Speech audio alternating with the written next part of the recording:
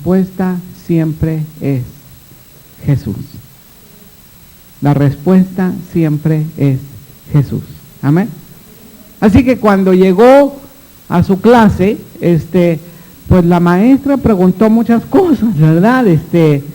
Y ¿cuántos son 2 por 2? La respuesta es Jesús, decía. Sí, Jesús, ¿verdad? Y cualquier pregunta que la maestra preguntaba, y Juanito, Jesús, Jesús. Y entonces le llamó la atención a la maestra y se dirigió con él y a ver, Juanito, dime, ¿qué es aquello que sube por un árbol, se trepa al árbol, tiene una cola así muy esponjada y se trepa a un árbol, se mete a un agujero y se alimenta con bellotas? Y luego dice, eso parece una ardilla, pero la respuesta es Jesús.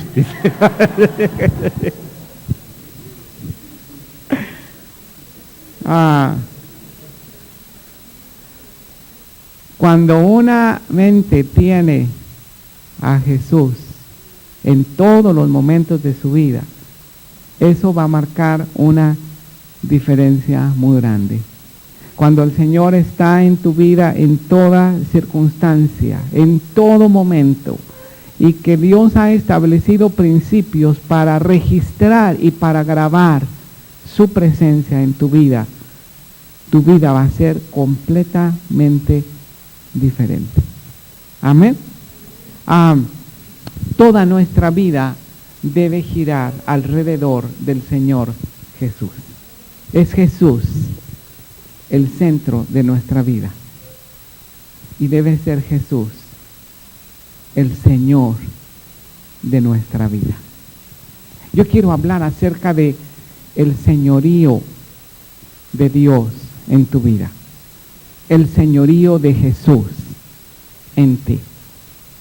Los cristianos que creemos en la salvación por la gracia de Dios, por medio de la fe en el sacrificio de Jesús, nosotros decimos que hemos recibido al Señor Jesús como Salvador y como Señor de nuestra vida. De hecho, cuando compartimos a una persona acerca de la salvación, siempre llevamos a la persona a que la persona declare con su boca lo que cree en su corazón, y la llevamos a que reconozca que es pecador, que reconozca que Dios envió a su Hijo para redimirlo de todo pecado, y que si abre su corazón y lo acepta como Salvador y Señor de su vida, él será salvo, porque con el corazón se cree para justicia, pero con la boca se confiesa para salvación. ¿Cuántos de aquí son salvos? ¿Cuántos de aquí han recibido a Jesús como Salvador y Señor de su vida?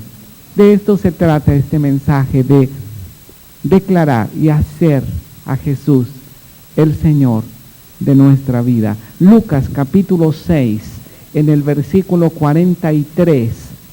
Evangelio según San Lucas, en el capítulo 6, el versículo, gracias Señor. Lucas capítulo 6, versículo 43. No le dije a Betty, gracias Señor por el café, gracias Betty por el café, pero le dije gracias Señor por algo que Dios me dijo en el momento que estaba abriendo la Biblia. Amén. Lucas capítulo 6, versículo 43.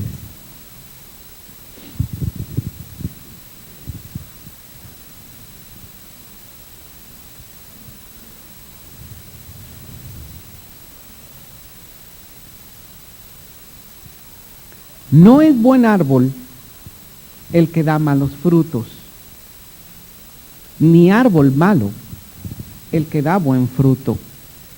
Porque cada árbol se conoce por su fruto, pues no se cosechan higos de los espinos, ni de las zarzas se vendimian uvas. El hombre bueno del buen tesoro de su corazón saca lo bueno, y el hombre malo del mal tesoro de su corazón saca lo malo, porque de la abundancia del corazón habla la boca. Pero la enseñanza no termina allí. Luego dice, ¿por qué me llamáis Señor, Señor? Fíjate muy bien cómo el Señor conecta, dice, de la abundancia del corazón habla la boca. Y la enseñanza no termina ahí, ni comparte un nuevo sermón, continúa lo que él está diciendo. Y entonces dice, ¿por qué me llamáis Señor, Señor, y no hacéis lo que yo digo? Todo aquel que viene a mí y oye mis palabras y las hace, os indicaré a quién es semejante. Semejante es al hombre que al edificar una casa cavó y ahondó y puso el fundamento sobre la roca. Fíjate qué especial dice aquí. Semejante es al hombre que al edificar una casa cavó y ahondó y puso su fundamento sobre la roca. Y cuando vino una inundación, el río dio con ímpetu contra aquella casa, pero no la pudo mover porque estaba fundada sobre la roca. Así dice tu palabra, así dice la palabra de Dios en tu Biblia. Mas el que oyó y no hizo, semejante es al hombre que edificó su casa sobre tierra, sin fundamento, con la cual el río dio con ímpetu, y luego cayó, y fue grande la ruina de aquella casa. La Escritura dice, hablando en las palabras del Señor, ¿por qué me llamáis Señor, Señor, y no haces lo que yo digo? Muchas veces nosotros le decimos, Señor, Señor, y no hacemos lo que Él nos dice. Y luego nosotros nos confundimos y vivimos situaciones y circunstancias que son producto de la desobediencia nuestra a lo que el Señor nos dice.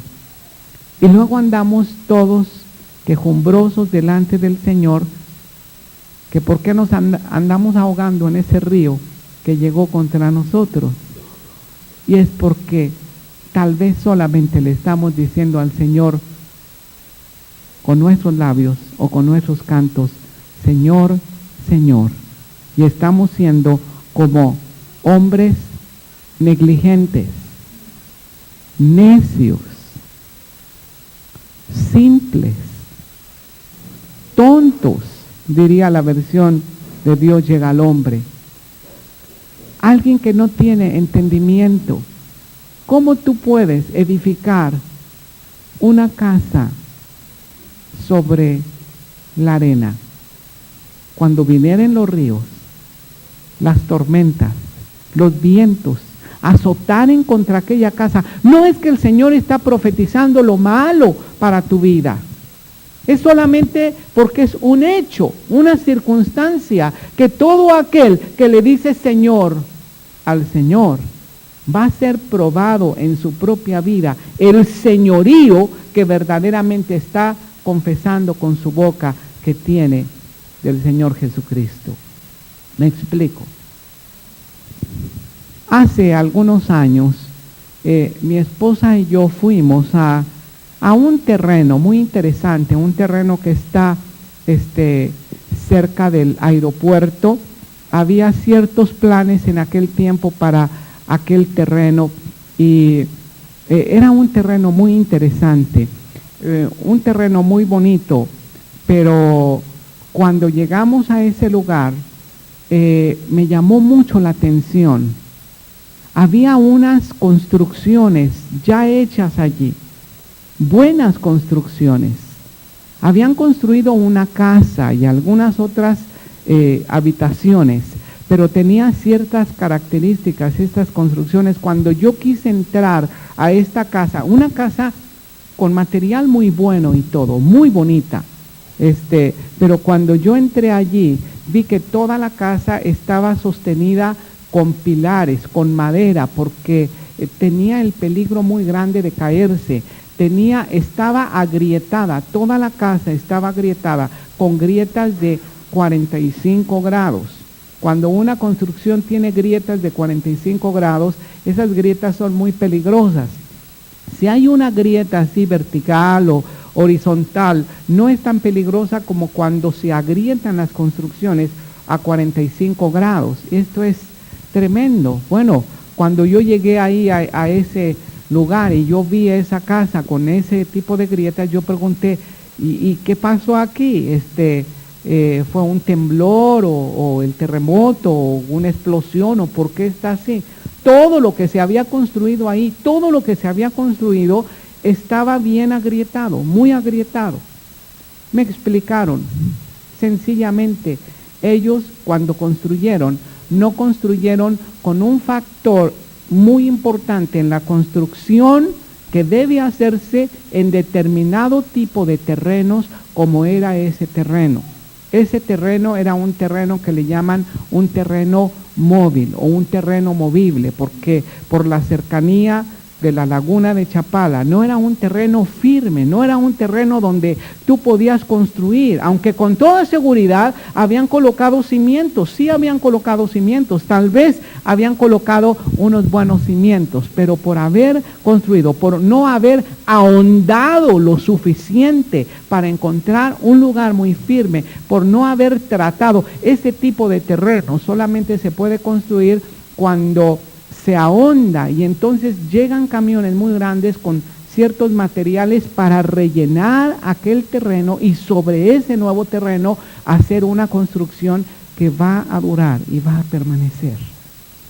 Es muy ingenuo que cuando alguien construye en un terreno como ese, no construye con ese factor que es necesario para construir sobre algo muy firme. ¿Y qué decir en nuestras vidas naturales? ¿Cuántas veces nosotros estamos construyendo en ese tipo de terrenos y de repente nuestra casa, que somos nosotros, comienzan a aparecer muchas grietas, y no precisamente a un lado de los ojos, ¿verdad? Pero muchas grietas en el corazón y muchas grietas en tu vida. ¿Por qué? Porque Dios quiere que tú escuches, que tú oigas su palabra y que tú la hagas. Amén. Esta mañana yo quiero compartirte acerca de 3 principios del señorío del Señor Jesucristo. 3 principios que hablan acerca del señorío de Dios en tu vida. Y el propósito que yo tengo es que haya un cambio profundo y radical desde este día en cada área de nuestra vida. Aunque yo voy a enfocarme específicamente en un área en este día, pero involucra toda nuestra vida. Primero quiero decirte, el primer principio es el principio del reino de Dios en el cual nosotros vivimos. Nosotros hemos sido trasladados de un reino en el cual vivíamos, donde en ese reino gobernaba ¿quién? O gobierna Satanás. Fuimos trasladados del reino de las tinieblas, dice, al reino de la luz. Y estábamos obligados por naturaleza a seguir la corriente de este mundo, donde el príncipe de este mundo es Satanás, porque él tiene un reino de tinieblas, ¿verdad? En el reino de Satanás no hay democracia. ¿O crees tú que hay democracia? Porque en un reino es un reino. Nosotros no entendemos muchas veces y nos perdemos muchos de los principios espirituales de la palabra de Dios, porque tenemos una mente no habituada a pensar en lo que es un reino en lo natural.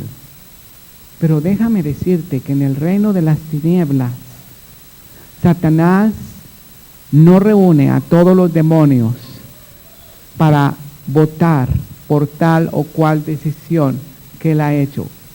¿Te imaginas tú que los demonios se reúnen y que de repente un demonio por allá dice, pues yo opino que usted no opina nada, ¿verdad? O sea, así le va a decir, este es un reino, este no es un gobierno democrático, este no es un gobierno socialista, este no es un gobierno de un partido determinado, este es un reino.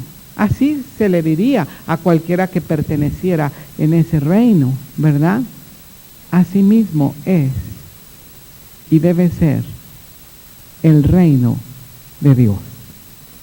En un reino no se pide la autorización, en un reino no se pide la opinión, en un reino es un reino.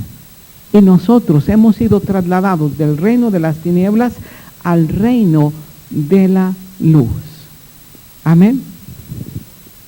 ¿Sabes que los analistas políticos opinan de más en este tiempo en el cual estamos viviendo en nuestro país, que nosotros estamos viviendo en un tiempo de anarquía, que hay una expresión de la anarquía más fuerte que nunca? ¿Qué es la anarquía? La anarquía, como dice el libro de los Jueces, en una frase que se nos puede quedar muy grabada, dice, anarquía, ellos vivían en anarquía porque cada uno hacía lo que bien le parecía. Así dice, cada uno hacía lo que bien le parecía. Es decir, un gobierno de anarquía, un sistema anárquico, es cuando cada uno hace lo que le pega la gana, ¿verdad? Quiero decirte que en el reino de Dios no debe ser así. En el reino de Dios hay un rey y ese rey es el Señor Jesucristo.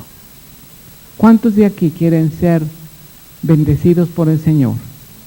Prosperados por el Señor, establecidos por el Señor, que Dios cumpla lo que Él tiene preparado para tu vida. La clave de todo esto está en el reino de Dios, en el reino de Dios. Así dijo el Señor Jesucristo, busca primero, ¿qué? El reino de Dios y su justicia. ¿Sabes que cuando el Señor Jesucristo estaba hablando acerca del reino de Dios y su justicia, si tú abres Mateo, vamos a ir al Evangelio de Mateo y vamos a ir al capítulo 6 del Evangelio de Mateo.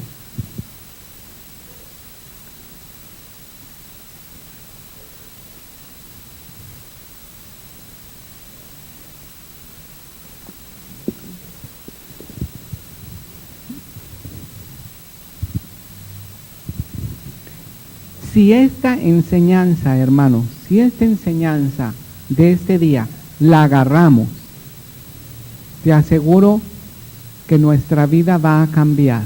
Radicalmente va a cambiar nuestra vida si esta enseñanza nosotros la agarramos. Cuando nosotros desprendemos un versículo fuera del contexto donde está ese versículo, es decir, los versículos anteriores y los versículos posteriores, cuando nosotros quitamos un verso del contexto, podemos hacer un pretexto, ¿verdad? Esto es lo que dice la hermenéutica. Un texto fuera del contexto es solamente un puro pretexto. Y cuando nosotros enseñamos algo, un principio de la palabra de Dios, debe estar armonizado y debe estar enlazado con todo lo que la palabra de Dios está diciendo. Yo te quiero preguntar, en el capítulo 6, porque yo quiero que nosotros leamos el final del capítulo 6, que está, en el versículo 25, del verso 25 en adelante. ¿Sí? Por tanto os digo, no os afanéis por vuestra vida, ¿qué habéis de comer o qué habéis de beber? Ni por vuestro cuerpo, ¿qué habéis de vestir? ¿No es la vida más que el alimento y el cuerpo más que el vestido? Mirad las aves del cielo, que no siembran, ni ciegan, ni recogen en granero, y vuestro Padre Celestial las alimenta. ¿No valéis vosotros mucho más que ellas? ¿Quién de vosotros podrá, por mucho que se afane, añadir a su estatura un codo? Y por el vestido, ¿por qué os afanáis?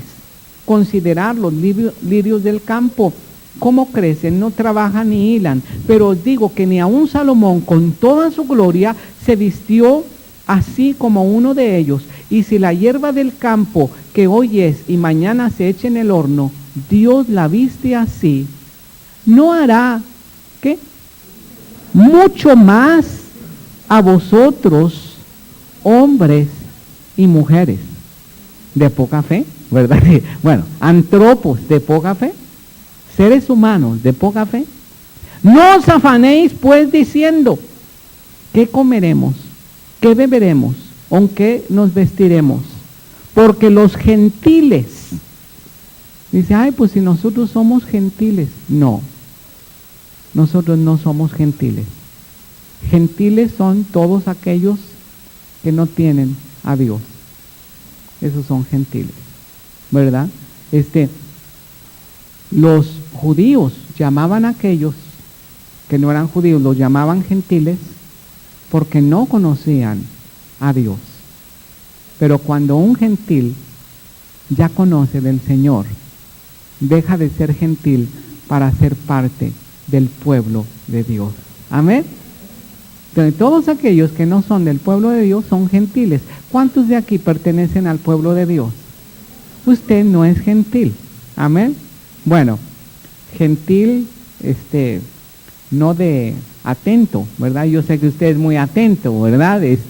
Pero gentil así se llama a toda aquella persona que no pertenece al pueblo de Dios.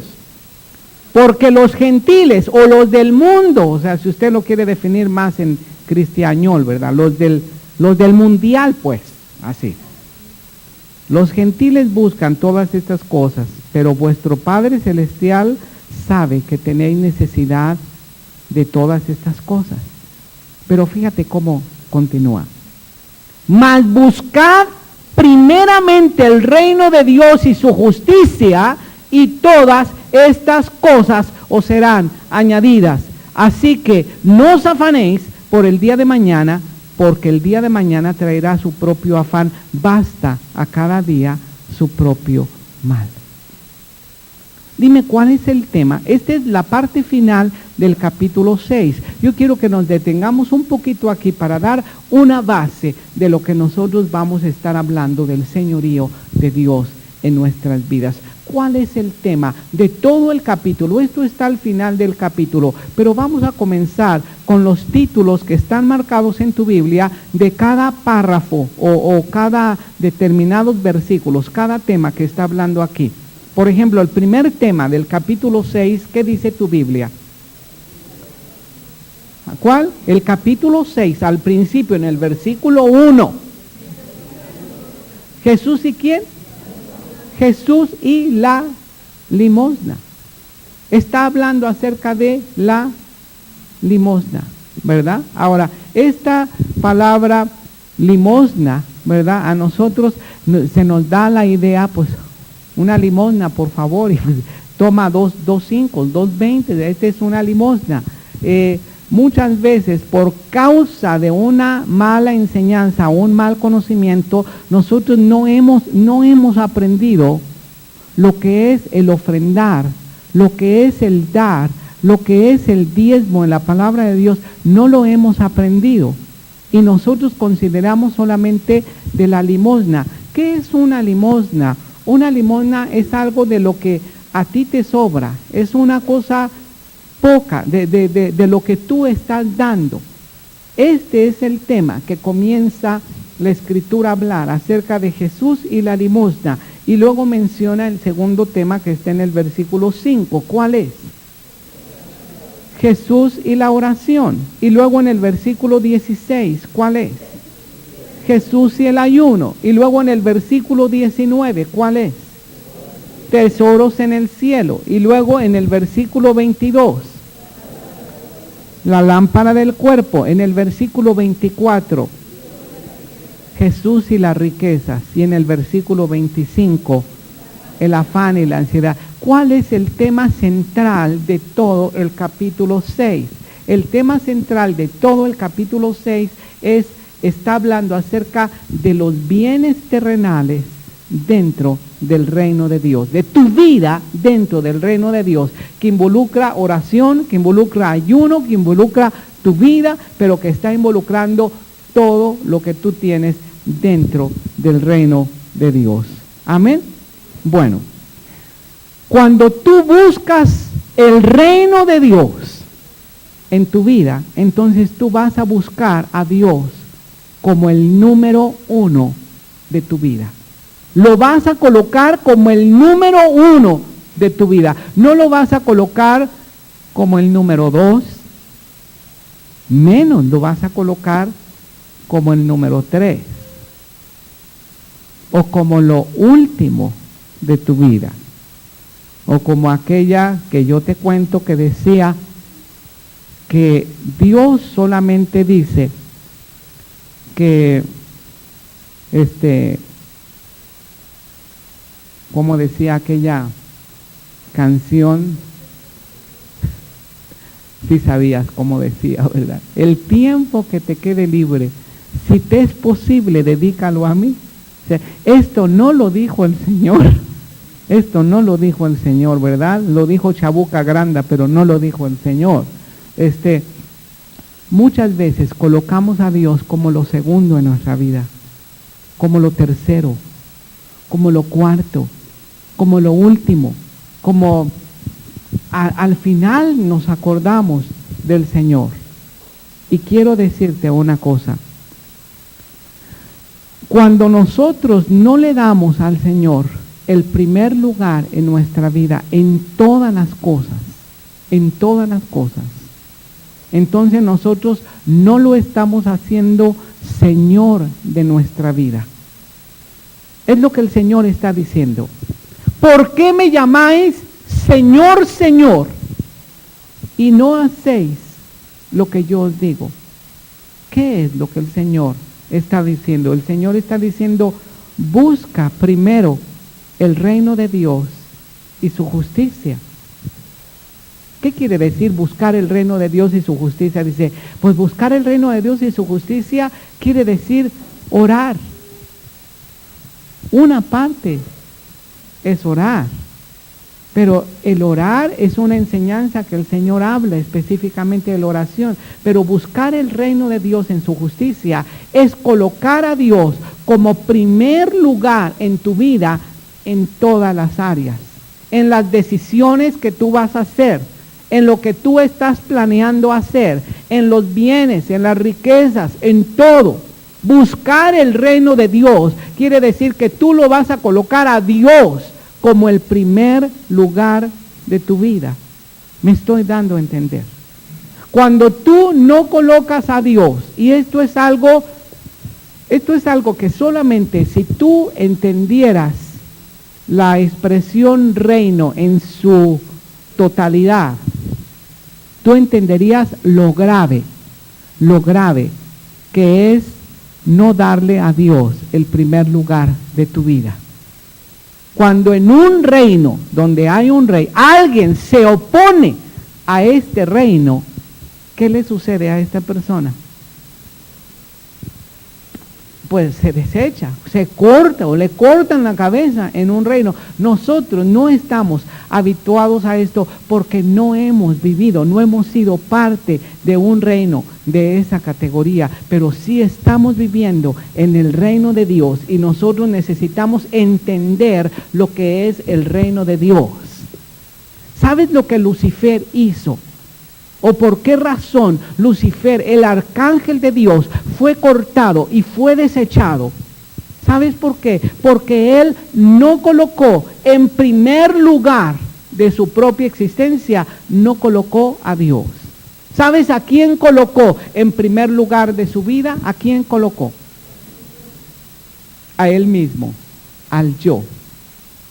Y cuando alguien coloca al yo primero que a Dios, entonces se vuelve del partido luciferiano. Se vuelve un luciferiano. Y el Señor así lo declara en los evangelios. No sé cómo decirlo de otra manera, pero yo creo que se vuelve un luciferiano, porque Lucifer dijo así: subiré, él está hablando de él, subiré a lo alto, levantaré mi trono, me sentaré. Él se colocó en primer lugar antes de Dios, en lugar de colocar a Dios en el lugar que le corresponde, lo primero de su vida, lo primero de su existencia. Y cuando alguien coloca antes que la voluntad de Dios, cuando aquella expresión tan inocente fue lanzada para el Señor Jesucristo de parte de Pedro, y que estaba en contra de la voluntad de Dios. La voluntad de Dios es que Jesucristo fuera sacrificado para poder redimirnos. Él es aquello que Dios entregó a sí mismo. Dios entregó a sí mismo para redimir a toda la humanidad. Todos nosotros fuimos redimidos por causa del Señor Jesucristo. Y cuando alguien se opuso inocentemente, ignorantemente, sentimentalmente, emocionalmente, como lo hizo Pedro, porque Pedro era una persona muy visceral. Pedro era una persona muy emotiva, muy sentimental, que cuando tenía un sentimiento que le embargaba, muchas veces se oponía a la voluntad perfecta de Dios, como cuando el Señor le quiso lavar los pies y él se opuso visceralmente a esta voluntad perfecta del Señor y le dijo: tú no me lavarás los pies jamás. Y el Señor: ¿qué cosa? Si yo no te lavo los pies, no tendrás parte conmigo. Entonces no pertenecerás al reino de Dios. No me está. Entonces dice: no nomás los pies, lávame la cabeza, lávame todo. Quiero ser parte, ¿verdad? O sea, le entró una convicción y un temor. ¿Cómo que no voy a ser parte, verdad? Como cuando también inocentemente y emocionalmente le dijo: Señor, esto no te acontezca nunca. El Señor estaba hablando de su sacrificio, de la redención, y él quiso impedir, verbalmente quiso empujar a todos los demás para que se impidiera que el Señor Jesucristo fuera el sacrificio, el redentor. Voltea el Señor en contra de esa expresión que se levanta en contra del reino y le dice: cállate, Pedrito. ¿Así le dice? No, cállate, Satanás. Así les dijo el Señor Jesucristo a aquellos dos que se oponían al reino, cuando le dijeron: Señor, ¿quieres que mandemos que baje fuego del cielo y los consuma? Cállense, porque no saben a quién pertenecen esas palabras. ¿No son luciferianos? Seguro que sí. Se están colocando el yo en primer lugar, antes que la voluntad de Dios, antes que Dios mismo. Alguien que coloca el yo en primer lugar de su vida, ese será un luciferiano. Dile al que está a tu lado: abusado, no seas un luciferiano nunca, ¿verdad? Porque qué tremendo ser un luciferiano. Te lo voy a poner de esta manera, muy sencillo, de una manera muy sencillo.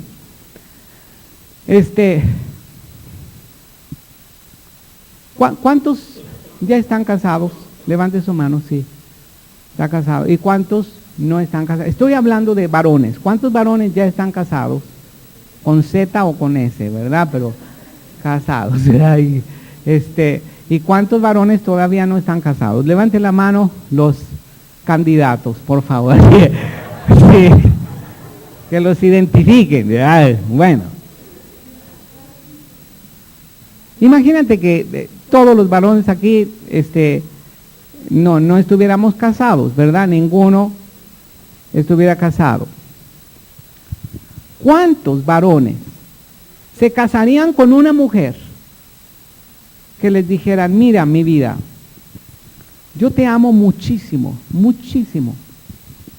Yo voy a servirte como voy a hacer una ayuda idónea. Nunca voy a pelear contigo, nunca voy a discutir contigo, voy a hacer lo que tú quieres, totalmente lo que tú quieres, 360 días al año. Pero 5 días, porque el año tiene 365 días.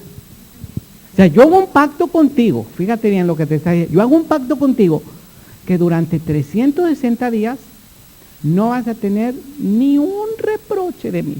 Todo lo que me pidas, todo, ¿verdad? Tu ropa la vas a tener lavadita, planchadita, acomodadita, tus comidas a tiempo, tus pies talqueados, y todo, ¿verdad? Yo estoy dispuesta.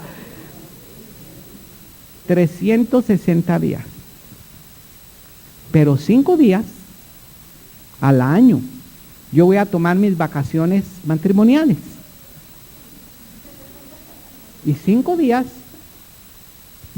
tú no me vas a preguntar nada, yo me voy a ir donde yo quiera, voy a tomar mis vacaciones, me voy a ir con el que yo quiera, voy a hacer de mi vida lo que yo quiera. 5 días, fíjate, 360 días tú tienes una serie, solamente 5 días. Después de esos 5 días, volveré otra vez a servirte 360 días totalmente. Levante la mano los varones que se casarían con una mujer así.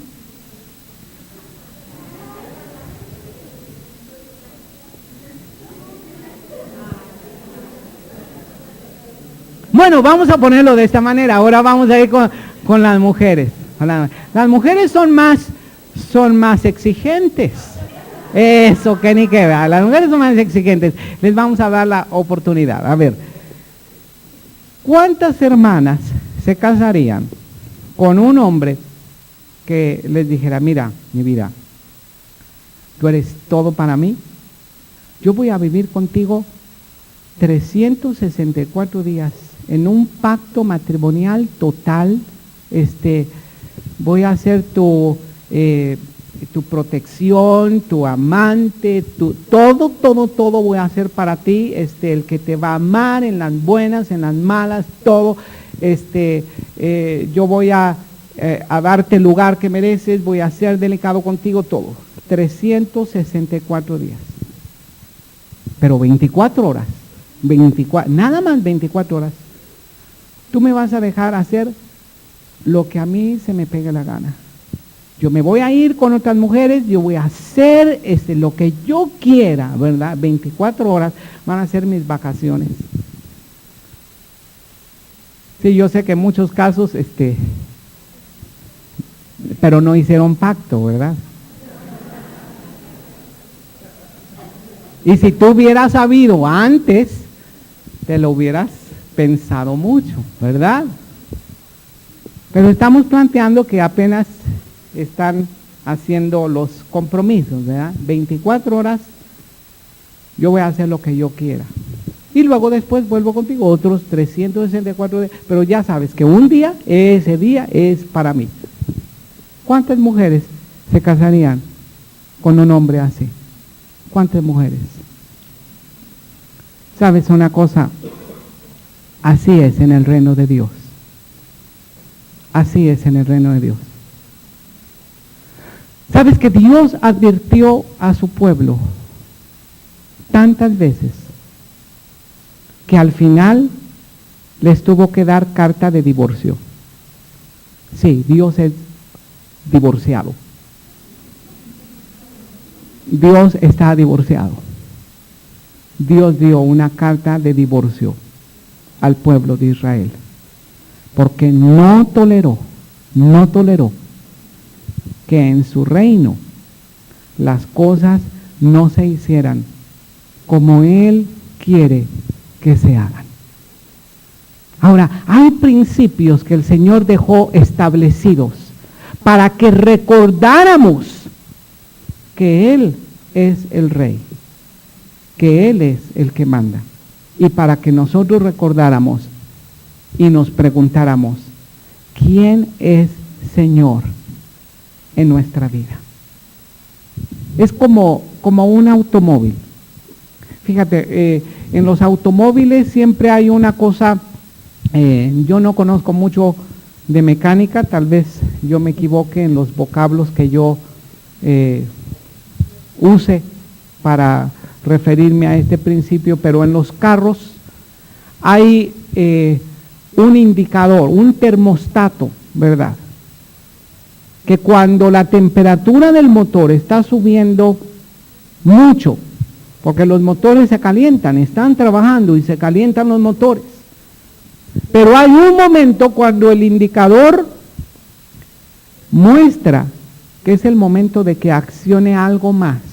¿Qué va a accionar en ese momento? La bomba de agua, un ventilador que va a enfriar aquello, porque si no, pues ese carro se va a desvielar, se va a quemar. Pero imagínate que no tuviera ese indicador automático, porque funciona de una manera automática. Imagínate que fuera algo manual, algo que dependería de tu memoria o de tus sentimientos o de tus emociones. Algo que fuera, que tú tuvieras que acordarte, ¿verdad? Y que se descuidaras tú de que el motor se está calentando y que de repente tú tengas que accionar algo para que comience a enfriarse ese motor. Sabes que aquello sería una ruina. Yo pienso que en el primer día los carros se desvielarían. Así mismo es en el reino de Dios. Dios ha establecido principios, reglas específicas para que cuando nosotros las hagamos, claro que muchas veces, nosotros ya lo hacemos tan mecánicamente que se nos olvida por qué razón lo estamos haciendo. O lo hacemos de una manera que no es como el Señor lo está pidiendo.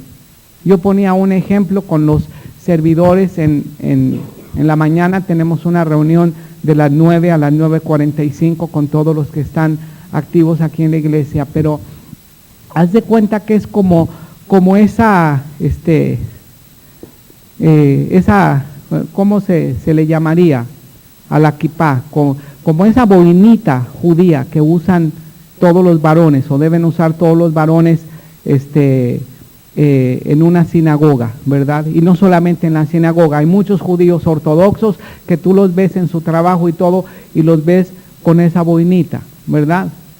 Sabes que los más ortodoxos, los judíos más ortodoxos, abajo de esa ruedita que se llama kipá, tienen otra kipá más pequeñita, que se la prenden así, ¿sí?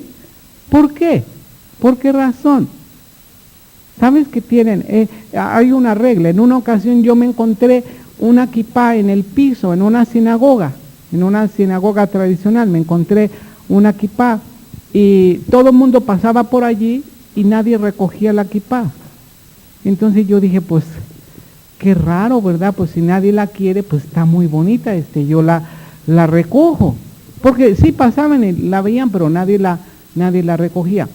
Después yo supe por qué.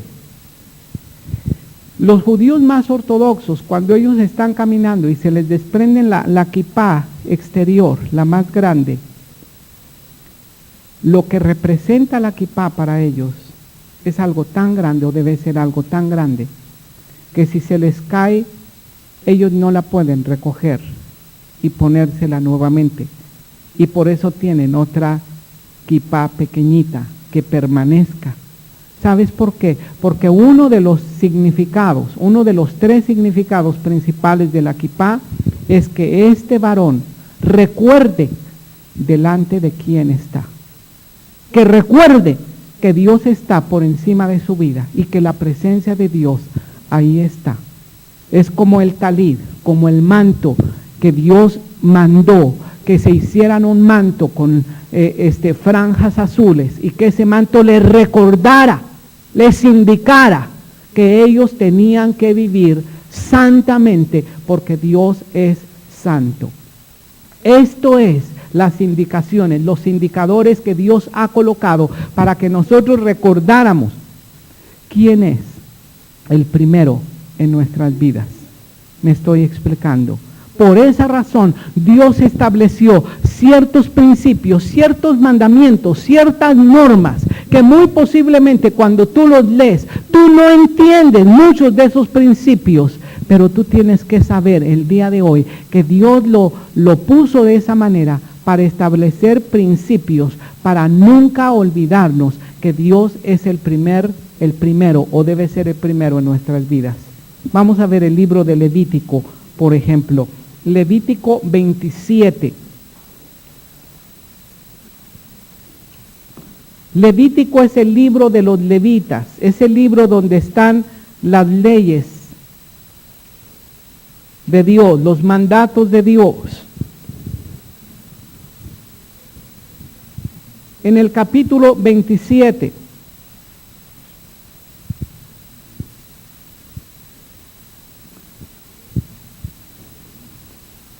en el versículo 26, mira este tema de poner a Dios en primer lugar de nuestras vidas. Dios lo nombró como primicias, las primicias. Y muchas veces nosotros los cristianos no sabemos lo que son las primicias. No tenemos entendimiento de lo que son las primicias. Pero a través de este tema, a lo mejor con seguridad no lo voy a terminar todo este tema en este único domingo, y lo voy a continuar en otros domingos.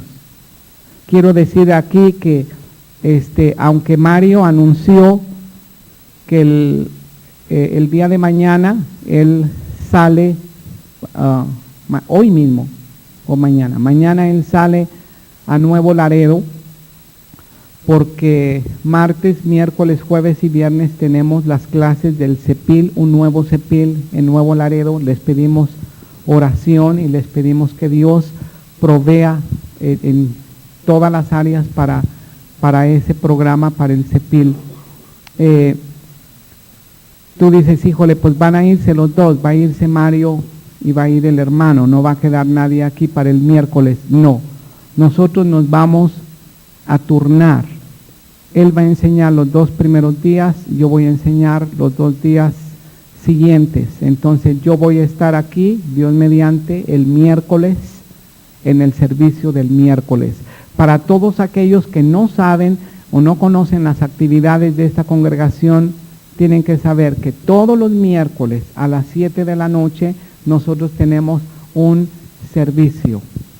Y yo espero que después de este mensaje y después de esta palabra predicada, muchos de nosotros tomemos más conciencia del señorío de Dios en nuestras vidas y que consideremos que las actividades de la semana relacionadas con congregarnos delante de Dios, escuchar su palabra, tengan una prioridad de la que deben tener, y que los servicios entre semana estén con una asistencia más nutrida, que no se vea una diferencia entre un domingo y un miércoles.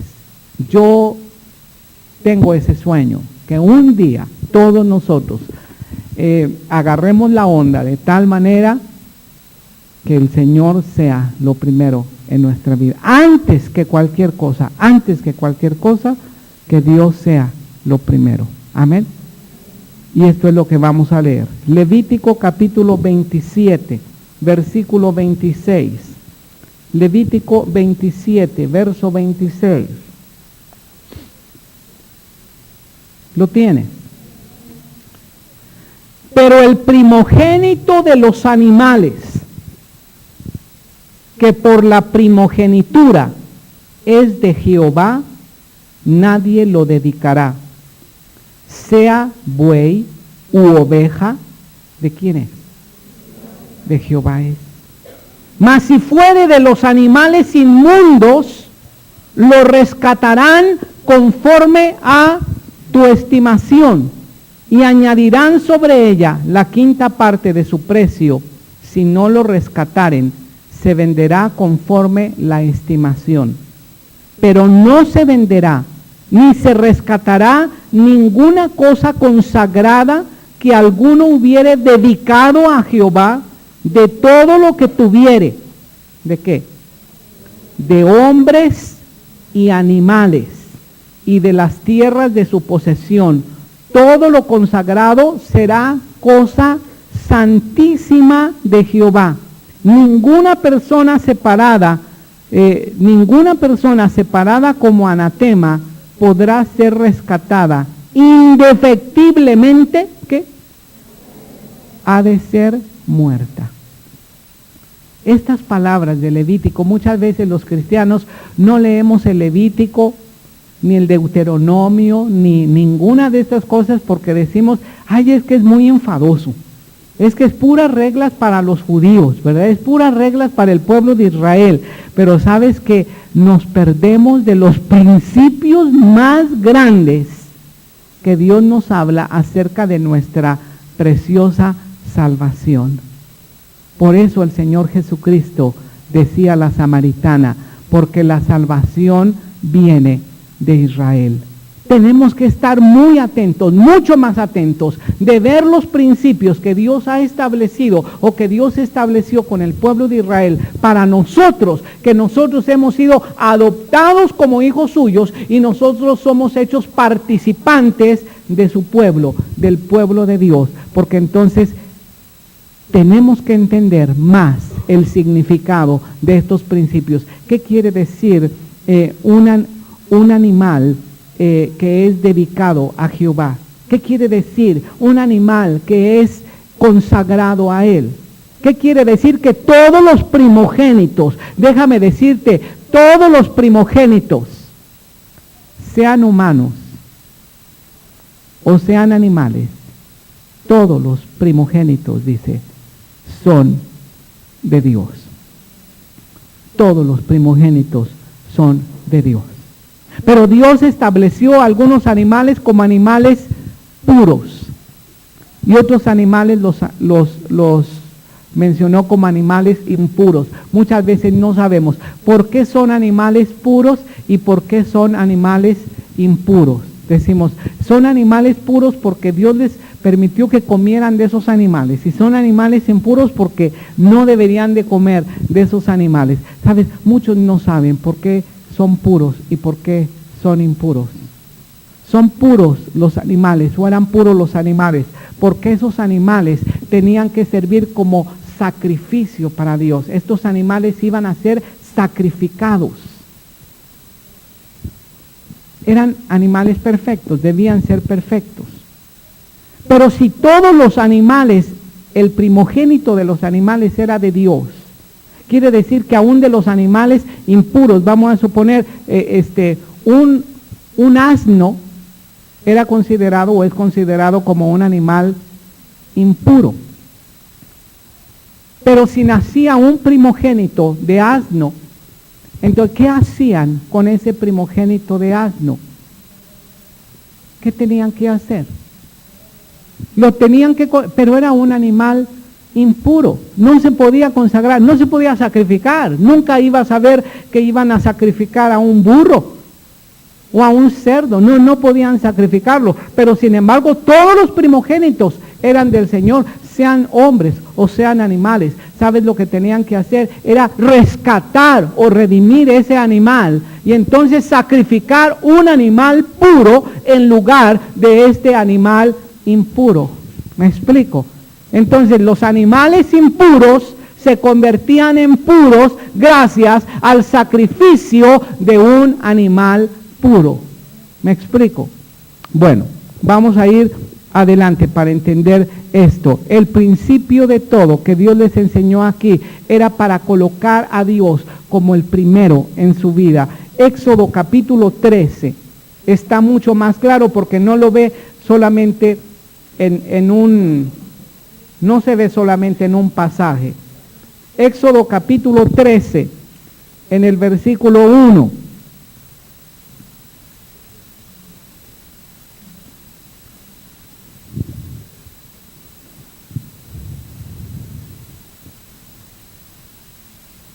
¿Lo tienen?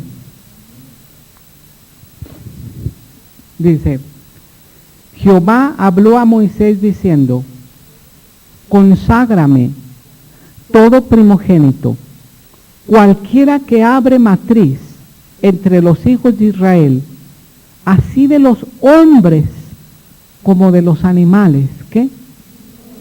Mío es.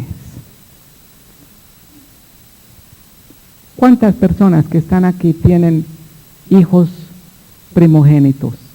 Levante la mano si usted tiene hijos primogénitos. ¿Y cuántas personas los han consagrado al Señor, a sus hijos primogénitos, porque son de Dios? Aquí dice que son de Dios. Versículo 8. Este es algo muy, muy profundo. Dice, o sea, está estableciendo principios, y en el verso 8 está diciendo por qué debía establecer estos principios. Dice, y lo contarás en aquel día a tu hijo diciendo, se hace esto con motivo de lo que Jehová hizo conmigo cuando me sacó de Egipto. Y te será como una señal, ¿sobre qué? Sobre tu mano, y como un memorial delante de tus ojos, para que la ley de Jehová esté en tu boca, por cuanto con mano fuerte te sacó, ¿de dónde? De Egipto. Por tanto, tú guardarás este rito en su tiempo de año en año, y cuando Jehová te haya metido en la tierra del cananeo, como te ha jurado a ti y a tus padres, y cuanto te lo hubiere dado, dedicarás a Jehová todo aquel que abriere matriz, asimismo de todo primer nacido de los animales, los machos serán de Jehová. ¿Sabes que Dios estableció este principio para mostrar que Él es el Señor de nuestra vida, para mostrar que Él es el primero en nuestra vida, y que a nosotros no se nos olvide que nosotros fuimos rescatados? ¿De dónde? ¿De dónde dice que fuimos rescatados? El pueblo de Israel dice que fue rescatado de Egipto, pero en el Nuevo Testamento nosotros dice que fuimos trasladados del reino de las tinieblas al reino de la luz. Nosotros fuimos rescatados porque por causa del pecado todos nosotros éramos impuros, pero hubo alguien puro que fue sacrificado. Dios mismo mostró y estableció en sí mismo este principio de tal manera que a todos nosotros no se nos olvide que Él es el primero y que todos nosotros fuimos rescatados, fuimos limpios por causa de que el Señor Jesucristo, como primogénito entre muchos hermanos. ¿Quién es el primogénito de Dios?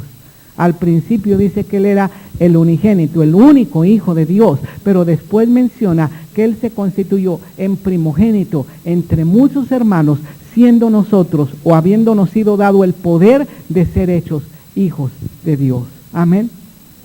Pero todos nosotros como impuros fuimos hechos puros por causa del sacrificio del Señor Jesucristo. Amén.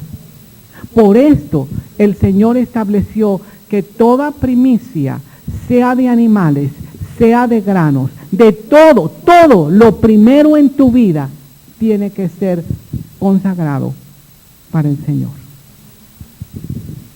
Curiosamente, nosotros consagramos al Señor algo de lo que Él nos ha dado, algo de lo que nos ha bendecido, pero las primicias son del Señor. Quiero compartir un versículo más, y porque yo necesito establecer todas estas bases para entrar profundamente. Yo creo que en este día no vamos a entrar en el punto que yo quiero compartir del tema. Primera de Corintios, capítulo 16.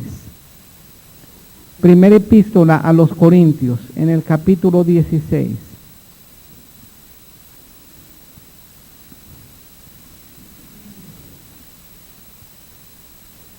Lo tiene. Dice, en cuanto a la ofrenda para los santos, haced vosotros también de la manera que ordené en las iglesias de Galacia. Cada primer día de la semana. ¿Cuál es el primer día de la semana? Hoy es el primer día de la semana. Por eso los cristianos nos reunimos los domingos. El domingo es el primer día de la semana. Cada primer día de la semana, cada uno de vosotros ponga aparte, ¿qué? Algo, según haya prosperado. O sea, Dios te bendijo mucho, Dios te bendijo poco, pon algo, guardándolo para que cuando yo llegue, dice, no se recojan entonces ofrendas. ¿Por qué San Pablo dice que cada primer día, dice, aparten algo en una ofrenda para que cuando yo llegue ya no se recojan más ofrendas? O sea que cuando Pablo llegara, que no se recogiera como una ofrenda especial para los santos a los cuales estaba siendo destinado esta ofrenda. Pero lo que yo quiero preguntarte, ¿qué tipo de ofrenda es la que nosotros debemos ofrendar? Lo primero, lo segundo, lo tercero, lo último. La Escritura nos menciona que debe ser lo primero, debe ser la primicia, la primicia.